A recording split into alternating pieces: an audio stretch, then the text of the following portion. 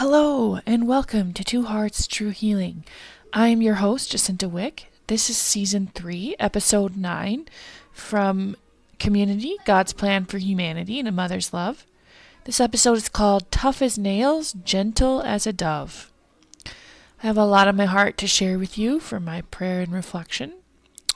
Our character for today is the unnamed mother in the Second Maccabees, Chapter 7. For the sake of our audience, I'm not going to read all the gory details. It is really gruesome, but I will put out a little and you can read it for your own study. I highly recommend it, but it is PG-13. I'll give you the friendly version and spare you the details. During the time of the Maccabees, the Hebrews were being overtaken by the Greeks due to disobedience. This was God's design to bring them back from wrong, to purify them, and draw them to their Creator and Protector. Suffering usually does this. God does not allow it to be for no purpose, and it is not bad. It is what we do with it. In raising children, we are constantly faced with challenges, and we have to choose our battles. Children test our boundaries and see if we are going to keep them safe by our rules and if we follow through in love and compassion. They want to see if we will be there for them, to uphold them, to find the peace of God and the security of a safe home. Us mothers become a bit of a punching bag sometimes. We have to deal with keeping the home and the hardship of consistency and discipline and setting guidelines for consequences. For moms with a job and kids that go to traditional school, by the end of the day, exhaustion is the name of the game, and it takes effort to, in love, pick up the pieces from both the good day and the bad days. We have entrusted the care of our little ones to someone else, daycare, teachers, to raise and educate our young. The children have reached their limit of good behavior and experience a letdown with and in the place and with people where they feel most safe. Mom experiences a lot of stress at the end of the day to pick up and get ready for the next day to do it all over again. It becomes an endless, painful monotony if there is no purpose and it is not directed to self-love for the household and to God. Stay-at-home moms, or as a friend coined the phrase, home engineers, have a completely different task. They have taken upon themselves the sole responsibility of making the home and loving the husband, preparing the framework for the family to thrive and flourish. They form their children both academically and spiritually and physically, and if that stay-at-home mom homeschools, even more so. This is not to diminish working moms, because they have the same role. It is just that they have taken on two jobs, one, home and family, and two, their workplace. I don't believe in balance. I believe in intentional management of chaos, which are two different approaches. One always chases after unrealistic perfection and an unachievable goal.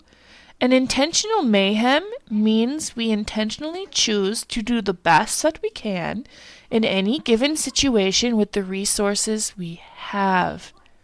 This approach takes patience and intentionality. It requires us to sit back and reflect on the graces, strengths, and weaknesses that we possess and try to mitigate the best possible outcome. Sometimes there are still dirty dishes in the sink. Other times we are a bit too sharp when gentleness would have been better, and a bit too gentle when firmness would have solved it.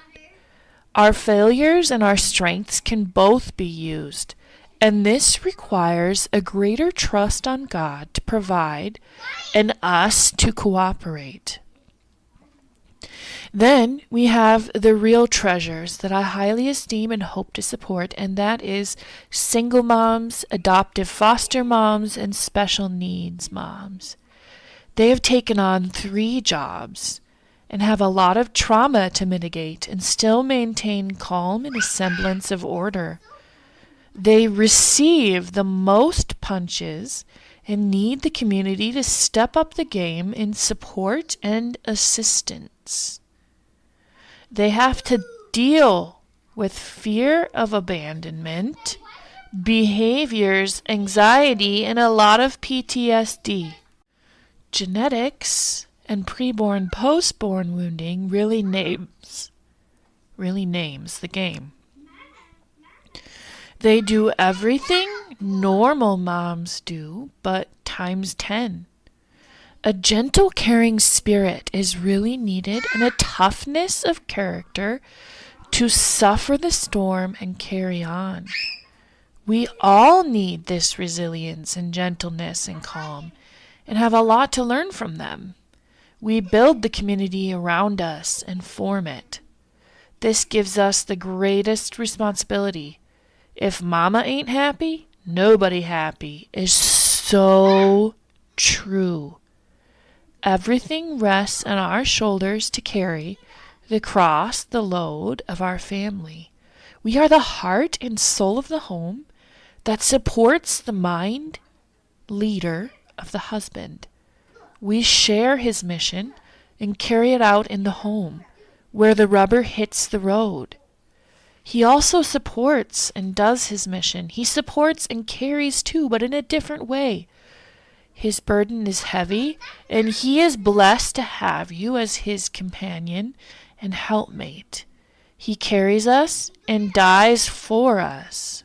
We have one further vocation of motherhood to reflect upon, and that is a spiritual mother. All women are called to be this. We must mother those around us to fill the need in their hearts for love, affection, and nurturing. This brings me to the special spot I have in my heart for women religious and those suffering from infertility. We are faced with what feels like an insurmountable challenge, but God sees us and tries to fill our hearts with his loving presence to give and fulfill us. It is a true ache for those who have been trying to conceive and cannot, but God is with them in a special way to provide and fulfill. He carries them and gives them the grace to fulfill this vocation. Spiritual adoption is a thing, especially if one is not strong enough for physical adoption. Women religious, single virgins, are the bride of Christ who promise to carry the world and assist others to become holy. They carry much. God wants to fulfill us and give us a peace that is beyond the world's understanding. It is these that most treasure the miracle of life and help us to also embrace what we have and treasure those given to our charge. Now, let me take you to our story for today with these principles in our minds.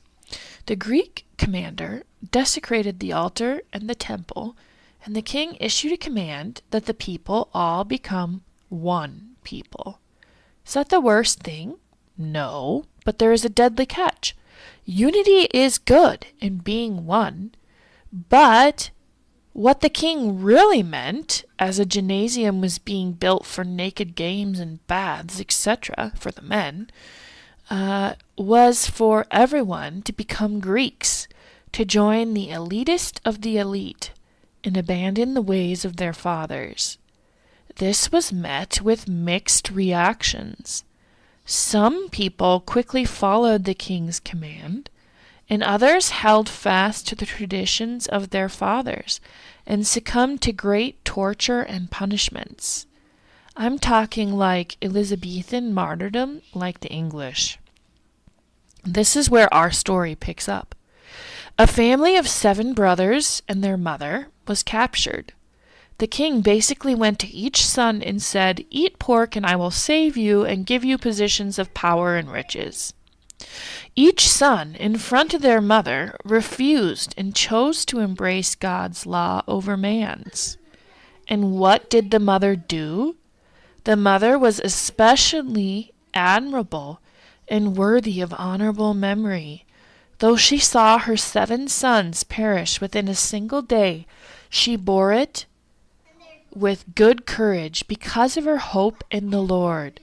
She encouraged each of them in the language of their fathers.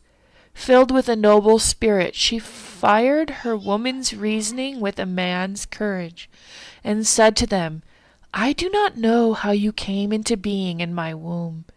It was not I who gave you life and breath, nor I who set in order the elements within each of you. Therefore, the Creator of the world, who shaped the beginning of man and devised the origin of all things, will in his mercy give life and breath back to you again, since you now forget yourselves for the sake of his laws. Antiochus, that's the king, felt that he was being treated with contempt, and he was suspicious of her reproachful tone. The youngest brother being still alive, Antiochus not only appealed to him in words, but promised with oaths that he would make him rich and enviable if he would turn from the ways of his fathers, and that he would take him for his friend and entrust him with public affairs. Since the young man would not listen to him at all, the king called the mother to him and urged her to advise the youth to save himself. After much urging on his part, she undertook to persuade her son, but leaning close to him, she spoke in their native tongue as follows, deriding the cruel tyrant. My son, have pity on me. I carried you 9 months in my womb, and nursed you for 3 years, and have reared you, and brought you up to this point in your life, and have taken care of you. I beg you, my child, to look at the heaven and the earth, and see everything that is in them, and recognize that God did not make them out of things that existed. Thus also mankind comes into being. Do not fear this butcher, but prove worthy of your brothers. Accept death, so that in God's mercy I may get you back again with your brothers. While she was still speaking, the young man said, What are you waiting for? I will not obey the king's command, but I obey the command of the law that was given to our fathers through Moses. But you, who have contrived all sorts of evil against the Hebrews, will certainly not escape the hands of God. For we are suffering because of our own sins. And if our living Lord is angry for a little while to rebuke and discipline us, he will again be reconciled with his own servants. But you, unholy wretch, you most defiled of all men, do not be elated in vain and puffed up by uncertain hopes when you raise your hand against the children of heaven. You have not yet escaped the judgment of the Almighty, all-seeing God. So he died in his integrity, putting his whole trust in the Lord. Last of all, the mother died after her sons. 2 Maccabees 7, verses 20 through 35 and 40 through 41. Wow. Just wow. What a strong woman, tough as nails and gentle as a dove. We are called to imitate this integrity. Thankfully, in this tough time in our world, we can make a difference by raising our children to follow God and not man. This does make a difference. These souls entrusted to us are like a quiver full of arrows meant to decimate and destroy the strongholds of the enemy. St. Edith Stein says, everywhere the need exists for maternal sympathy and help, and thus we are able to recapitulate in the one word motherliness, that which we have developed as the characteristic value of women. Only the motherliness must be that which does not remain within the narrow circle of blood relations or of personal friends, but in accordance with the model of the Mother of Mercy. It must have its root in universal divine love for all who are there, belabored and burdened. I have one further modern-day example of how the influence of the mother helped to bring about a victory, just like this Maccabean mother. That is the mother of Saint José Luis Sanchez del Rio during the Cristero Wars. He was captured after giving his horse to the general whose horse was killed so he could escape and still win the war. José was held prisoner and the local church turned into a stable. The people of the village secretly visited him to give him strength, and his aunt brought him communion to strengthen him for his death. The soles of his feet were cut off, and he was forced to walk on the road to the cemetery, where he was shot. Unless he should rescind his belief in God, he kept shouting the cry, "Viva Cristo Rey! Long live Christ the King!" The government officials were trying to do this secretly and silence him so as not to create a martyr for the people to rally behind. The more they tried to silence him, the louder he cried, "Viva Cristo Rey!" His cries awakened the townspeople and his mother, who instantly rallied behind him. "José, do not give up. Stay faithful to Jesus. You will go to heaven. Do not give up. I am here and I love you. Do not give up." Tough as nails, gentle as a dove. This wasn't easy. Her heart was torn in grief, but it was more important to her that her son make it to heaven than worldly riches and having a compromised son who is still with her on earth. My encouragement is to discern where you are called and to live it faithfully. Take stock of your strengths and weaknesses and live your life in faith and love. Do not be ashamed of what you cannot do, but do what you can. Live your charism and make a difference in the world. Thank you so much for joining me for this time together. I have some exclusive merch for you for this episode. Check it out here. 3 designs to help you grow that are related to this topic. Know I am holding you in prayer. You can always reach out to me either on my website, www.twoheartstruehealing.com, or email me at twoheartstruehealing@outlook.com. I am on a lot of social media platforms now, and you can find me there, including Substack, so you never miss any posts. Subscribe now, and I have a book coming out soon. Until next time, God bless.